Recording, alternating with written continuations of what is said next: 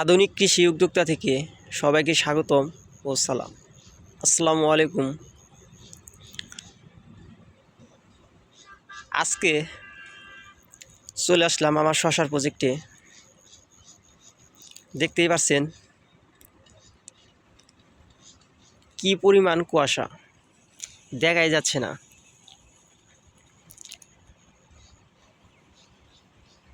আমি আমার শশার গাছ দেখাচ্ছি। তার আগে দেখে নিন, আমি যে মাচা তৈরি করছি সুতা দিয়ে, দেখতেই পাচ্ছেন কি পরিমাণ পানি। এত কুয়াশা পড়ছে, মনে হয় বৃষ্টির মতো। এই গাছগুলা প্রত্যেকটা গাছই ভিজা ভিজা, দেখতেই পাচ্ছেন। কিন্তু গাছের গ্রোথ এখন মোটামুটি আলহামদুলিল্লাহ অনেক ভালো দেখা যাচ্ছে, দেখতে খুবই ভালো লাগছে।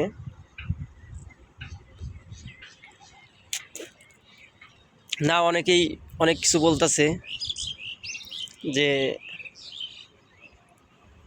গাছ আলহামদুলিল্লাহ যা আছে, আর কিছুদিন রোদ উঠলে ঠিক মতো শশা পাওয়া যাবে, চিন্তার কোনো কারণ নাই।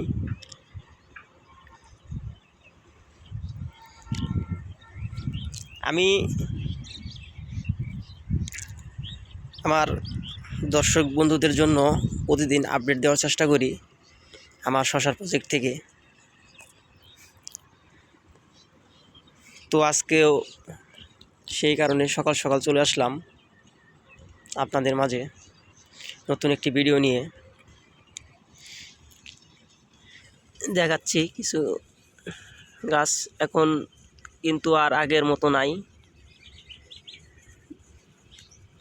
ওই যে নিচের পাতাগুলো নষ্ট হয়ে গেছিলো, তারপরের কোনো পাতাগুলো এখন অনেক পুষ্ট দেখা যাচ্ছে, ভালো সবুজ গাঢ় রং।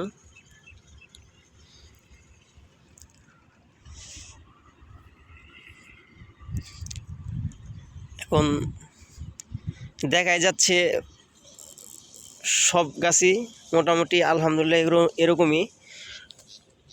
ওই যে দেখেন, দেখাচ্ছিলাম, একটা ভিডিও দিয়েছিলাম, দুইটা জালি আসছে। আর দেখেন সুতায় মানে মাচায় কিন্তু আমার গাছ উঠে গেছে, অধিকাংশ গাছই মাচায় উঠে গেছে। এই যে দেখেন, এই যে মাচায়, এই যে সুতায় ধরে ফেলছে গাছ, এই যে প্রায় গাছই মাচায় উঠে গেছে।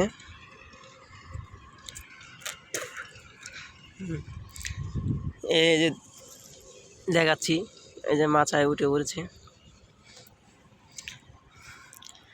দেখতে পাচ্ছেন কি পরিমাণ কুয়াশা। একটু দূরে দেখা যাচ্ছে না কিছুই, এত কুয়াশা পড়ছে আজকে। মনে হয় না আজকে রোদ উঠবে। তারপরও একটা গ্যাপ বাকি আছে, আজকে সুতাটা নিয়ে শেষ করে দিব, কাজ কমপ্লিট করব। তারপরে আমি এর আগে অনেক ভিডিও দিয়েছি আমার শশার প্রজেক্টের পাশাপাশি বেগুন গাছ রোপণ করেছি। ওইগুলা গাছও আলহামদুলিল্লাহ অনেক ভালো, গাছের গ্রোথ অনেক বেশি। আমি শশার প্রজেক্ট নিয়ে যেটুকু চিন্তিত ছিলাম, আমি বেগুন গাছ নিয়ে এতটা ছিলাম না, কারণ গাছগুলো অনেক সুন্দর হয়েছে।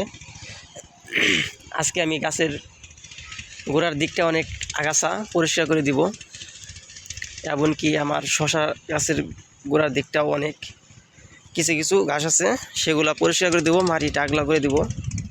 আমি আমার শশার প্রজেক্টটা চতুর্দিক দিয়ে ঘুরে দেখাচ্ছি। এই যে দেখেন, মাচায় কিন্তু উঠে গেছে সব গাছই, কিছু কিছু গাছ বাদ আছে। আর এই যে দেখতেই পাচ্ছেন প্রায় গাছই মাচায় উঠে পড়েছে। দেখেন কি পরিমাণ কুয়াশা, যে ঠিক মতো দেখা যাচ্ছে না গাছই, এত কাছে থাকার পরেও কীরকম দেখা যাচ্ছে।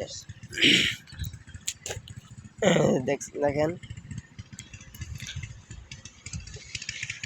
দেখতেই তো পারছেন আমার মাচা দেওয়ার সিস্টেম।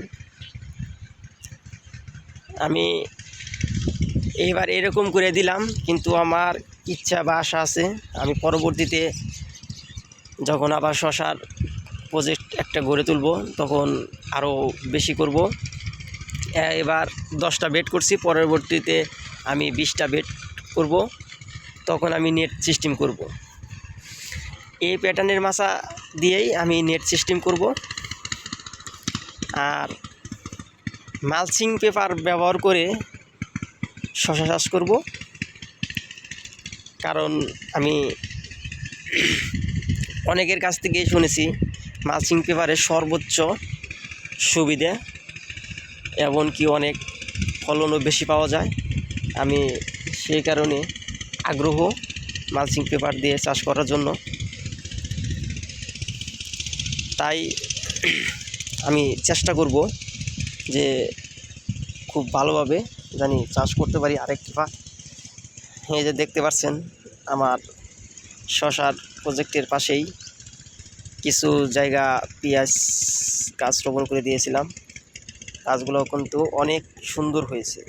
এগুলো একটু বেশি ঘন থাকার কারণে আমি মাটিটা আগলা করে দিতে পারতেছি না, এমনকি ঘাস হয়ে গেছে, গাছগুলো তুলতে পারতেছি না। কিন্তু দেখাচ্ছি বেগুন গাছগুলা কিন্তু অনেক গ্রোথ আছে, মোটামুটি ভালো। আগাছা দেখেন কি পরিমাণ আগাছা হয়ে গেছে, আগাছা পরিষ্কার করে দিব, কিন্তু এখন এত সময় নাই বলেই গাছের গোড়ার সাইডটা খেলা পরিষ্কার করে দিয়েছি। কারণ এইটুক ওর আগে আমার বেগুন গাছ আছে, ওই যে ওই দিক দিয়েও এখনও বুনতাছি। ওই যে এইগুলা অনেক দিনকার, এই যে 5টা লাইন প্রায় 30 থেকে 37 দিন হয়ে গেছে, এই জন্য গাছগুলো। আর ওইগুলা আরও কম সময়।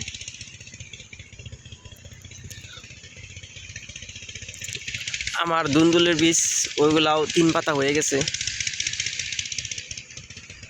মোটামুটি প্রজেক্ট ভালো আছে, আশা করি ভালো কিছু পাবো। সবাই দোয়া রাখবেন, সবাই আমার পাশে থাকবেন নতুন নতুন ভিডিও পাওয়ার জন্য। আমি আমার শশার প্রজেক্ট থেকে আপডেট দেওয়ার চেষ্টা করব যে কী হলো। ধন্যবাদ সবাইকে, ভালো থাকবেন।